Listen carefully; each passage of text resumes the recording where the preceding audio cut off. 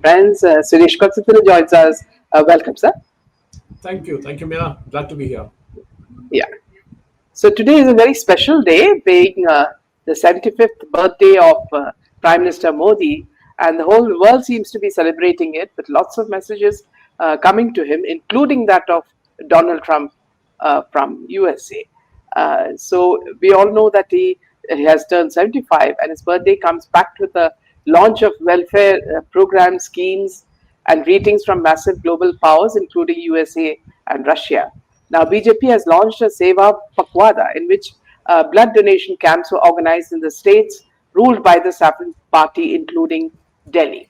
Now, Suresh ji, see, in the time that Modi ji has been the Prime Minister, would you give us a brief analysis of how he has, fared, how he has done?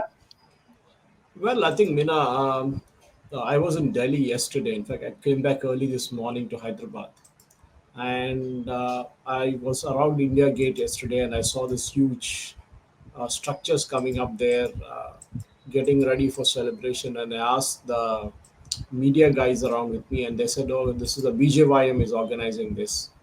So I said, "Oh, wonderful! That is good because what we are seeing is that at a time when BJP is not really going all out because they are a political party, BJYM can do it, so that nobody criticizes them saying, 'Oh, you are spending so much of money and all that.' But it was very elegant, and the entire lawns around the India Gate were like in a celebratory mood last evening. Now, as Modi ji turned 75 today, a lot of newspapers have carried special features. Some of them have carried details about what he has done, what he has not done, and the whole lot of stuff. Now, obviously, the question that arises is has there been a prime minister like him before? And the obvious question would be yes, there were. But the kind of changes that he brought in was phenomenal. And that is the most important thing because the changes that Prime Minister Modi has brought in the last 11 years has been remarkable in more ways than one. Now let's go into a few of them actually. Now, if you look at it, the way he has done in 2014, when he came in, coalition politics was the norm. No a single party had a majority for a few years. Or at least Manmohan Singh government didn't have it. Narasimha Rao government didn't have it. Vajpayee government didn't have it. For the first time after a long time, we saw a political party coming on its own and winning an election with a comfortable majority. Now, when you say comfortable majority, that obviously means that the party can rule without getting buffeted in the politics of coalition dharma and all that kind of stuff. So that is what he did, and so it became a kind of a referendum for him because since Indira Gandhi in 1980 and 1984, not because of Rajiv Gandhi, but because of the sympathy that he generated in his mother's assassination, that he was able to get a majority.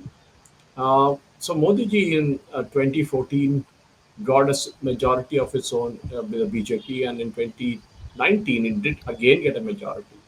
However, we saw that 2024 he did not get the numbers that were required, but still he got enough parties to back him, and he became a prime minister again. Now a lot of people have said that that makes him less powerless. He can't do many things which he wanted, but we saw what has been done till now. So I will analyze a few of them during the time when BJP had a majority and now when they don't have one. Take Article 370, for example, Meenaji. It ended a special status for Jammu and Kashmir. It is a kind of a milestone for Modi ji because he was targeting that specifically, and he knew that he had gone all the way to Kashmir along with Murli Manohar Joshi ji, and he had done what was required there, and hoisting the flag and showing people what can be done.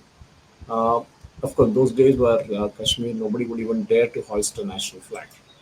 But he did, and the Lal Chowk, and that was a big, big moment. With Amit Shah by G's side, and he managed to steamroll, literally steamroll Article 370 through the parliament. We knew that Hurriyat, National Conference, Congress, everybody was against it. But I think they did a fabulous job.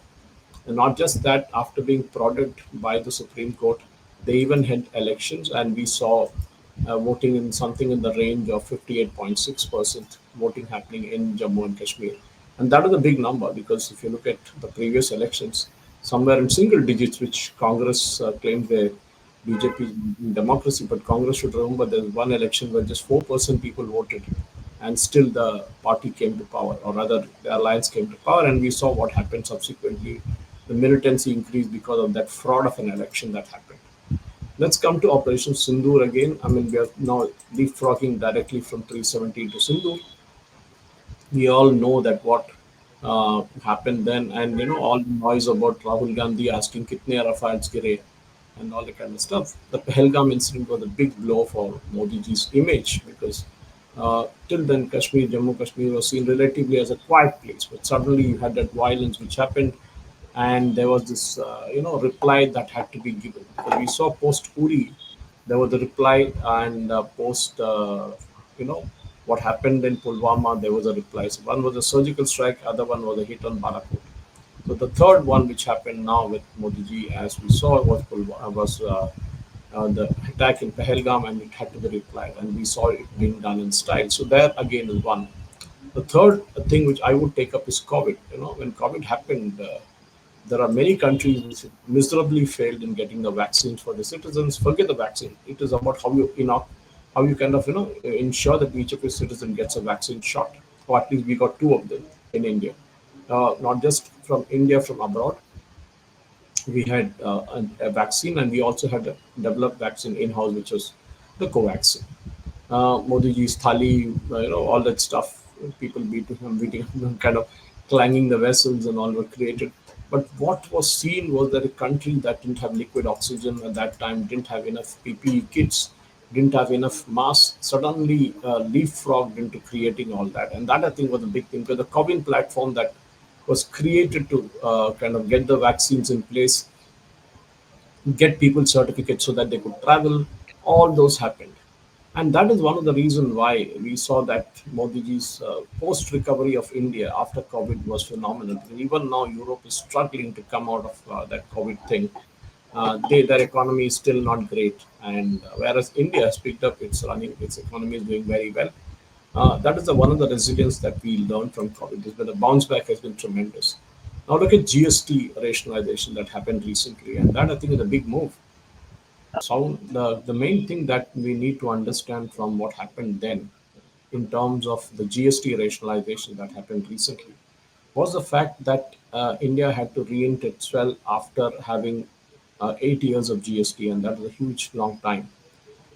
Yesterday, I saw a tweet from, I don't remember, I think it was some Congress handle only, which says, why did it, oh, Chidambaram it was, why did it take 8 years to rationalize it? And I actually replied to that tweet because for everything he blames the Union Finance Minister because he is trying to compare himself with Nirmala Sitaraman to say what a fabulous job he did. And everyone knows that Chidambaram was a disaster, a very corrupt guy, and all that stuff. Anyway, we need not get into that. But didn't he know that the state finance ministers have to play a bigger role than the union minister, Nirmala Sitaraman, and it is all the states that have to take a call.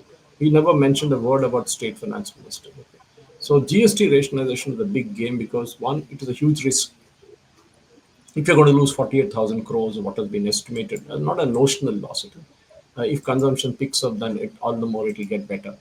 But the tax base, in the country has expanded. As we all know, before this, the number of income taxpayers was around 1.7 or 1.8.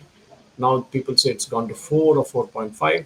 The Pani Puri wala below my house actually pays income tax now because every evening he clocks up 20,000 rupees worth of sale. So the IT guys came one day and asked him a year before, where is your PAN card? And he was like surprised, why?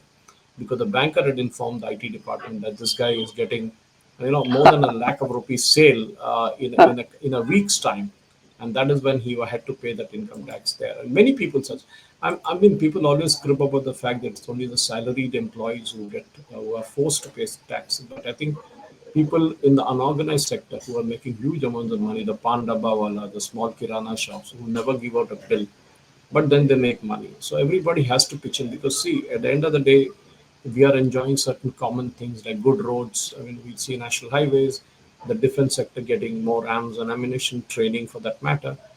We see the huge amount of urban infrastructure, the rural mission, the Jal Jeevan mission, the entire thing. So, what we are seeing across the board, Minaji, in the last 11 years is a kind of a concerted effort to deal with a lot of issues which were swept under the carpet in a long time.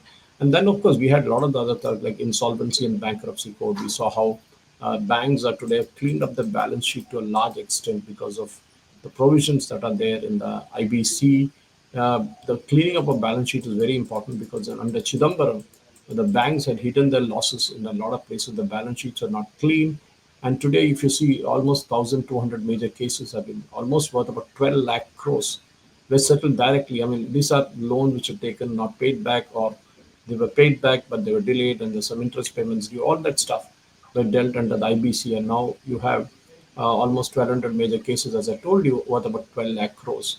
And they were settled directly in IBC. I mean, 30,000 more are due to creditors not invoking it. So we will have another, probably another 14,000 crores coming in from that also.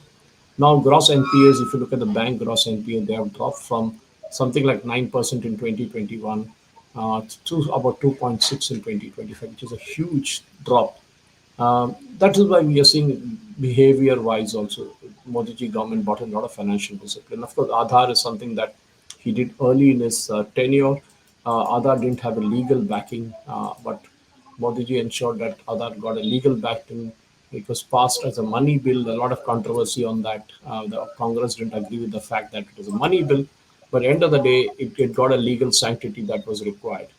And of course, the Jan Dhan account linking it to Aadhaar was a big, big thing because this, you remember Rajiv Gandhi always said 1 rupee sent from Delhi and 15 paisa reaches the beneficiary. In one stroke, not just the union government, but the state governments are now using it for benefit.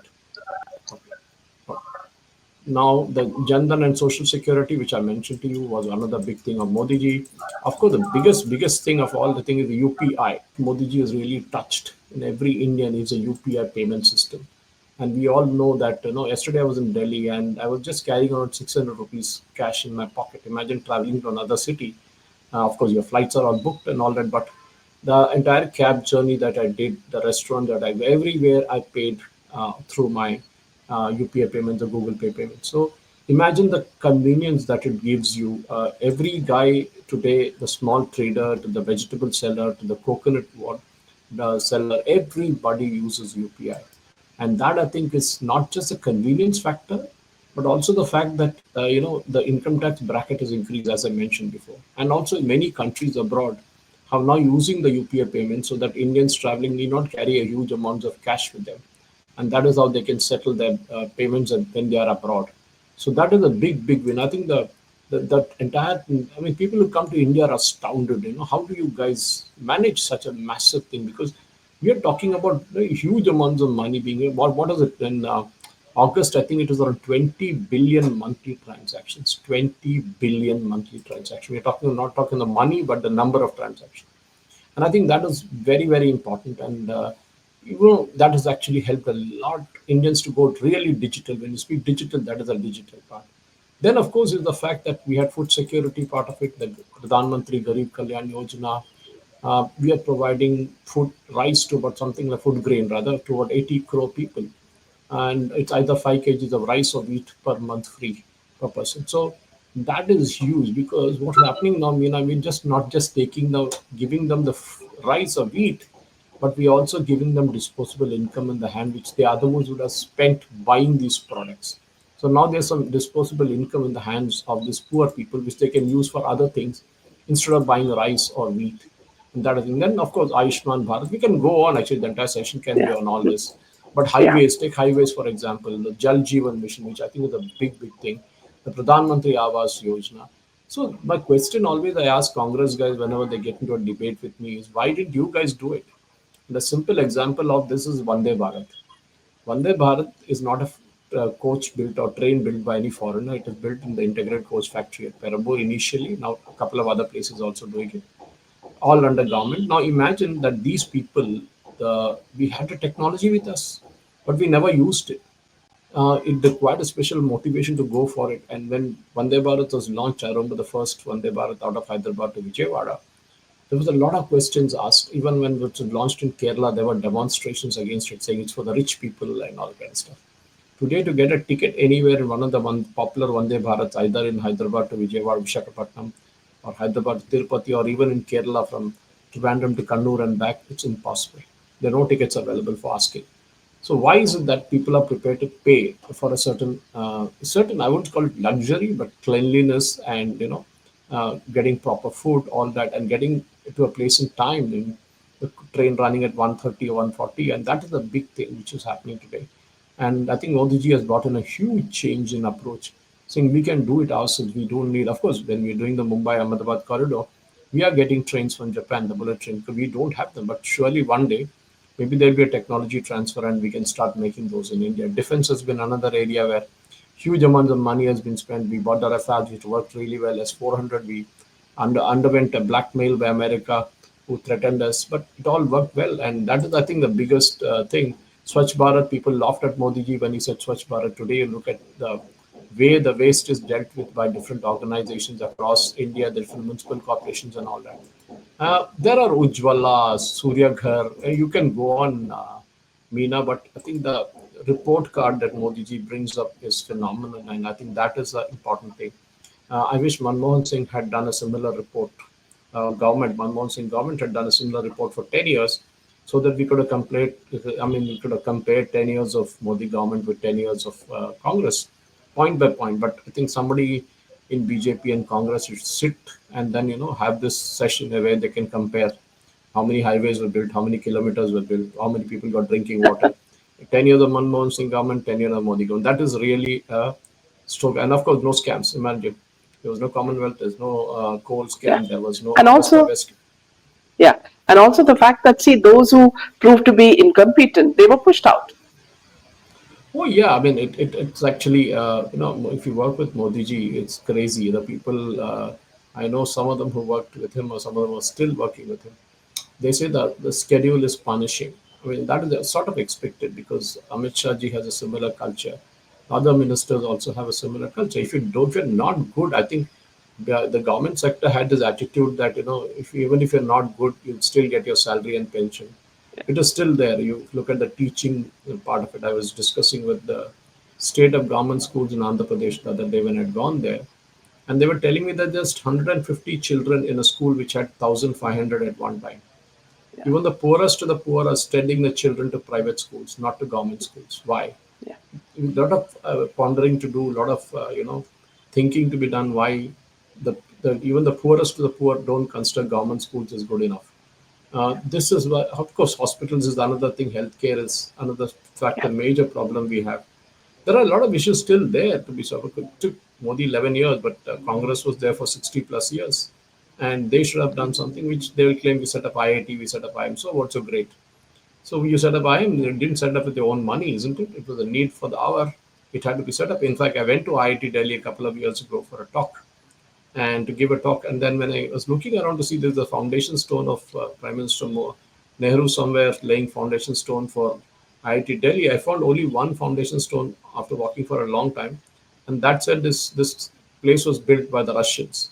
So I was surprised that IIT Delhi had a Russian connection. That is how it is.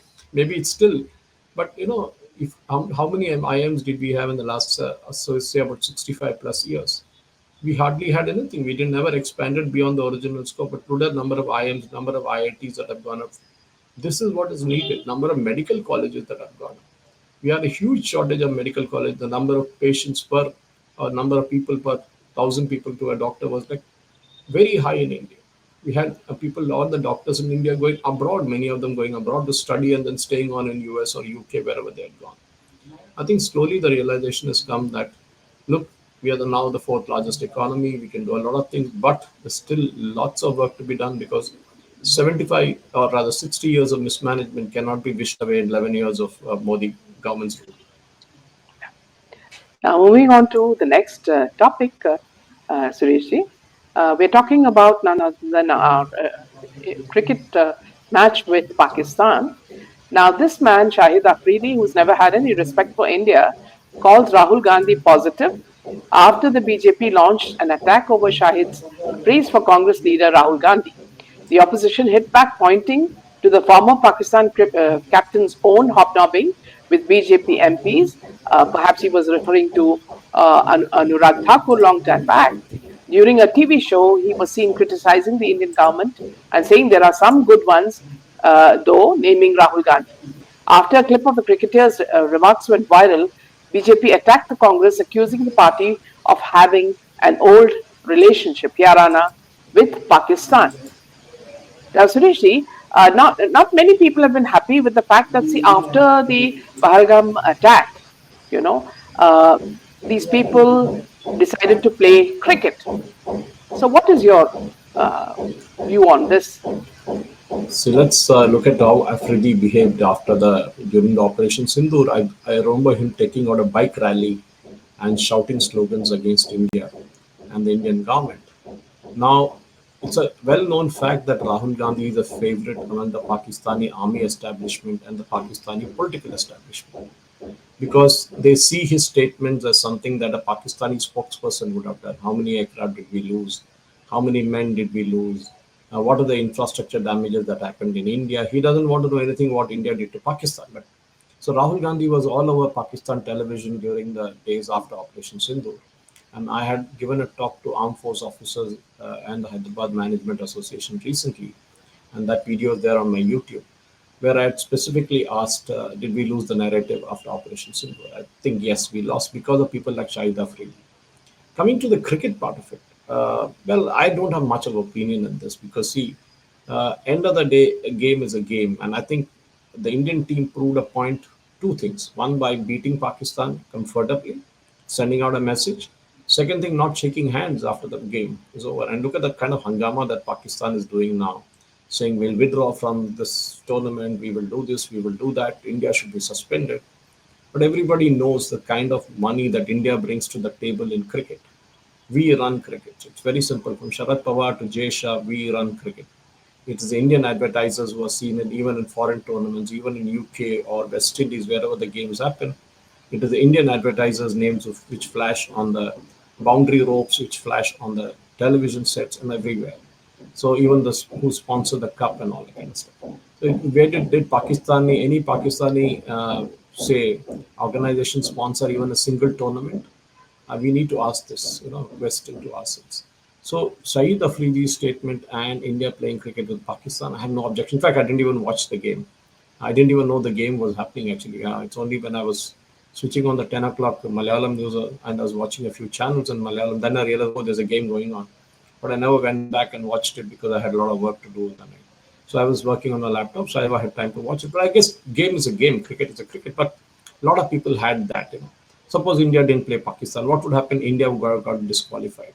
People don't realize that when we get disqualified, we can even be barred from tournaments tomorrow, ICC tournament, because the law is the law for everybody. Even though Jay Shah may be sitting on top, in ICC it doesn't make a difference.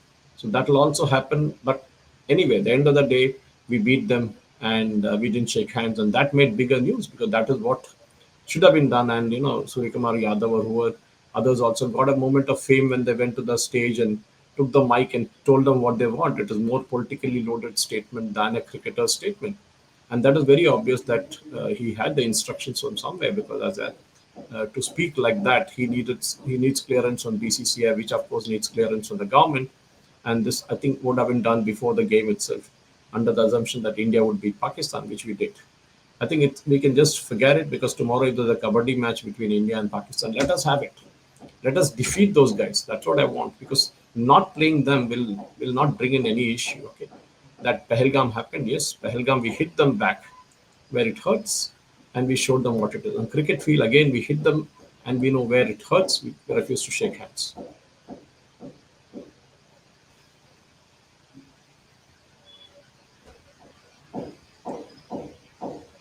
Moving on to the next piece of news, it's Trump has been cold shouldering Modi ji ever since Russia, China, and Modi met together.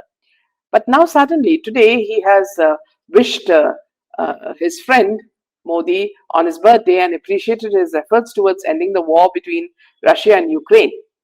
At the same time, Russian ambassador to India, Denis Alipo, admired PM Modi's contribution towards taking New Delhi-Moscow relationship to higher heights. So, Here you see there's a sudden change in Trump's behavior towards Modi. So, what is the reason you think, Suresh? I think a few things actually. If you look at the domestic political compulsions that Trump is facing, the assassination of Kirk, which actually sent shockwaves through the establishment, because Trump almost faced a similar life-threatening situation during his election campaign. But things are not working out in America the way it should. On the immigration policy part of it, Trump has succeeded in a big way. He's managed to kind of catch the criminals and send them back, hitting the Venezuelan boats. All that is happening. But his prime thing about bringing back manufacturing to US is not happening, Meena. It's not happening because no matter what tariffs you put, no manufacturer from other countries like India or Vietnam or China will come and set up a plant in US to make the same product when they can make it in one tenth of a cost in their country. Why should he pay high wages to US people, US workers, and make the products more costly for the US consumer? The end of the day, the consumer in United States is losing out because of tariff, and Trump knows that. Inflation is up. We are seeing that money supply is getting tighter. The deficit is not going anywhere, and all that claim of collecting tariffs is being collected by American companies from American consumers and giving it to the US government. So it's like taking it from one pocket and putting it in another pocket. The tariff is not helping reduce the deficit in any sort of manner. And I think what has happened is that Trump's behavior is kind of predictable. Unpredictability is kind of cost him dear. His image has taken a huge beating. His approval ratings are down, and he has realized that sometimes he's bitten on more than he can chew, and that is why he's come back to Prime Minister Modi now and said sorry. He didn't say sorry, but it's so much of so that he's climbed down from the high horse, or rather elephant that he was riding on, and come in and said, okay, fine, we will, Modi ji, happy birthday and all that kind of stuff. But the background, if you know, Meena, yesterday the US delegation was here. Not delegation, basically a two-member team was here to talk about the trade talks that were stalled for last 1.5 months. I believe there have been substantial progress. So it's not a delegation level talk, but it's basically kickstart what was left over. And I'm sure we will have a deal by November. We might have to exclude two or three categories of product, which will be agriculture, milk, and maybe something else. But beyond it, I think India and US can sign an agreement because an Indian consumer will not run in hundreds and stand in a line to buy Harley Davidson. I mean, Harley Davidson, no matter if you put 100%, 200%, 300% customs duty in India, the people who want to buy it will still buy it. It is ultra rich who want that kind of bike. They will buy it. But an Indian consumer who wants to buy an American rice will think twice when he looks at the price. But then the question is things like soya, for example, which is very, very cheap in the US. It's very expensive in India. It's almost double the cost after landing cost of the US corn. And for President Trump, that is a huge constituency. The one who make the corn in the US. I mean, if you look at the voting population, the majority are his voters. So he needs to sell that to somebody. When India is not willing to buy it for a couple of reasons. One is, of course, genetically modified. Second, of course, is to protect our domestic consumption, domestic manufacturing, or domestic agriculture. And that he knows very well that India will not agree to it. Dairy we already ruled out because of various other issues. That we cannot buy American milk because it's considered a non-veg milk. But I think at the end of the day, President Trump has realized that more he pushes India, India will run into the arms of China and Russia. And that's exactly what happened at the SCO summit and at Tangent. And we saw that the famous picture of Modi, Putin, and Trump standing together or walking together made headlines in the US. And President Trump even tweeted that, he's gone to the dark ages of China, India, and Russia have walked away. So he realized that, at the end of the day, India is not a Vietnam, India is not a Gabon, or India is not a small country somewhere, in Africa. We are a big economic superpower. We have a huge market of 140 crore people. And if you want to be with us, better be with us. And that is what President Trump has realized. That for all his bluff and bluster, it didn't work. It might have worked, or it's still working with a few countries, but he cannot bring back manufacturing to the US. That is gone, finished. Maybe high-end manufacturing, yes. Maybe chips, maybe companies like Nvidia and others who want to invest there, they will do it. But even getting countries in the European Union to invest in US after committing 500 billion is not happening. Obviously, it will not happen because which company wants to make products in the US as I mentioned before, at an ultra expensive rate? And that is the most important thing, Mina. Yeah, absolutely. Also, moving on to another, topic related to China and America. Now, Donald Trump has claimed his administration has reached a deal with China to keep TikTok operating in the US amid uncertainty over what shape the final agreement will take. The suggestions from the Chinese side that Beijing would retain control of the algorithm that powers the site's video feed. We have a deal on TikTok. We have a group of very big companies that want to buy it, Trump said on Tuesday without providing further details. Now, the deal, which was negotiated in Madrid between US Treasury Secretary Scott Bessent and Chinese Vice Premier Lifeline, reportedly see the social media platform transfer its US assets to new US ownerships from China's ByteDance. How do you see this, Suresh? This is two aspects to this TikTok factor. Why did India ban TikTok? One, because of the Chinese connection and the security reasons. Just as much we didn't let Huawei and others participate in the bidding for the 5G. There is always this doubt that at the back of it, China is collecting the data from the consumers or from the users of TikTok and passing them back to Beijing for whatever it is worth. I don't know what they will do with that data, but definitely US consumer data is a big data for them. Second part of it is the money. The question is, why should China make so much of money outside, say, from US consumers? Now, obviously, the US consumer has paying something, and the US consumers also, kind of use them to a large extent. So the advertising revenues that TikTok would get from that platform will be pretty huge. And President Trump wants a pie in that. I think China will be more than happy to give the finance part of it away, but they will not agree, as you said, to give away the algorithm and the data. If the localization of data happens, that is basically if you put the data in US servers, maybe that will keep President Trump happy. But China will always find a way out to carry this data back to China. So this is not as easy as President Trump makes it sound, because he's made a lot of such announcements without anything actually happening on the ground. He's talked about the deal with the European Union, never signed it actually in the place to make it active. And there were numerous other incidents. And maybe the TikTok will be one such one where the fine print will have to be read to know what exactly President Trump is talking about. Yeah, absolutely. And before we let you go, just a small point. Now, Papu Yadav's viral push from Rahul's Rath resurfaces after sharing stage with PM Modi in Purnia.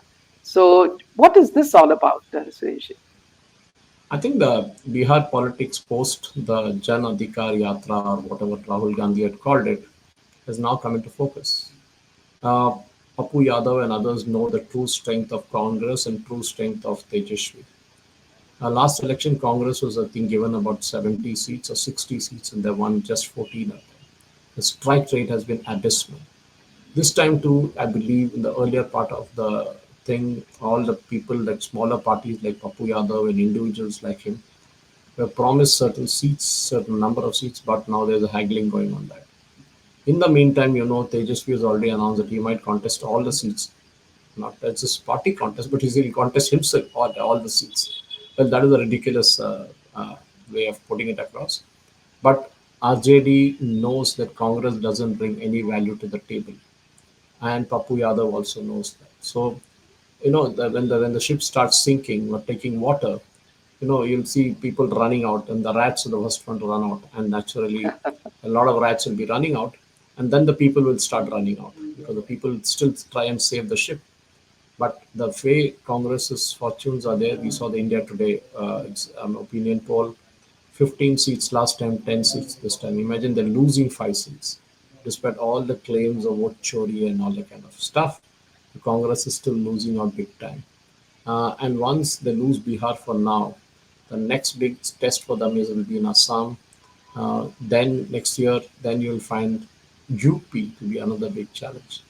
And if Congress is wiped out in all these three states, then Rahul Gandhi will still claim moral victory. because nobody knows what that moral victory is. But he will, Congress will become irrelevant for people of India. Maybe not for Rahul Gandhi and his chamchas, but if Bihar Congress gets 10 or less seats, then just forget them. Yeah, Tejasvi Yadav also not touch them with a barge pole. And Papu Yadav also absolutely. knows this game very well. Absolutely. Thank you so much, Sureshji, for the session. Thank, Good thank you. night, Jai Hind, Thank you. Good and night. Jai Shri Ram. Jai Shri Ram.